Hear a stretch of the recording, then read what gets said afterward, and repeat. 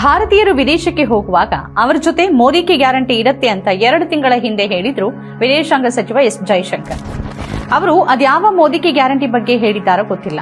ಆದರೆ ಇತ್ತೀಚಿನ ಬೆಳವಣಿಗೆಗಳನ್ನ ನೋಡಿದ್ರೆ ಅಮೆರಿಕದಲ್ಲಿರುವ ಭಾರತೀಯರಿಗೆ ಸುರಕ್ಷತೆಯ ಗ್ಯಾರಂಟಿ ಇದೆಯಾ ಅನ್ನೋ ಬಗ್ಗೆ ಗಂಭೀರ ಆತಂಕ ಶುರುವಾಗಿರುವ ಹಾಗೆ ಕಾಣಿಸ್ತಾ ಇದೆ. ಉಜ್ವಲ ಭವಿಷ್ಯದ ಕನಸನ್ನ ಹೊತ್ತುಕೊಂಡು ಅಮೆರಿಕಕ್ಕೆ ಹೋಗುವ ಭಾರತೀಯ ವಿದ್ಯಾರ್ಥಿಗಳು ಅಲ್ಲೀಗ ಜನಾಂಗೀಯ ದಾಳಿಗೆ ತುತ್ತಾಗುವ ಅಪಾಯವನ್ನ ಎದುರಿಸ್ತಾ ಇದ್ದಾರೆ. ಅಲ್ಲೊಂದು ಇಲ್ಲೊಂದು ಅಂತ ನಡೀತಾ ಇದ್ದ ಇಂತಹ ದಾಳಿಗಳು ಈಗ ಹೆಚ್ಚಾಗ್ತಾ ಇರೋದು ಕಳವಳಕ್ಕೂ ಕಾರಣ ಆಗಿದೆ.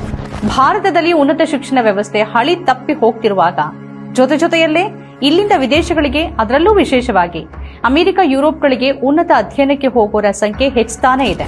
ಅಲ್ಲಿ ಹೋಗಿ ಒಳ್ಳೆ ಶಿಕ್ಷಣ ಪಡೆದು ಅಲ್ಲೇ ಒಳ್ಳೆ ಅವಕಾಶವನ್ನು ಪಡೆಯೋದು ಈ ಪೈಕಿ ಹೆಚ್ಚಿನವರ ಗುರಿ.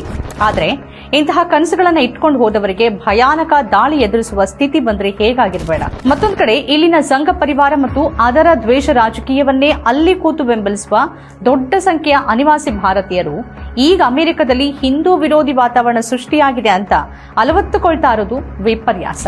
ಅಲ್ಲೂ ಒಂದು ಕಡೆ ದ್ವೇಷ ರಾಜಕಾರಣವನ್ನೇ ಉಸಿರಾಡುವ ಟ್ರಂಪ್ ಜೊತೆಗೆ ನಿಲ್ಲುವ ಹಿಂದುತ್ವವಾದಿ ಅನಿವಾಸಿಗಳು ಇನ್ನೊಂದೆಡೆ ನಮ್ಮ ಮೇಲೆ ಹಿಂದೂ ದ್ವೇಷಗಳಿಂದ ದಾಳಿ ಆಗ್ತಿದೆ ಅಂತ ಹೇಳ್ತಾರೆ. ಇದೆಲ್ಲವೂ ಎಲ್ಲಿಗೆ ಮುಟ್ಲಿದೆ? ಇದಕ್ಕೆ ಪರಿಹಾರ ಏನು?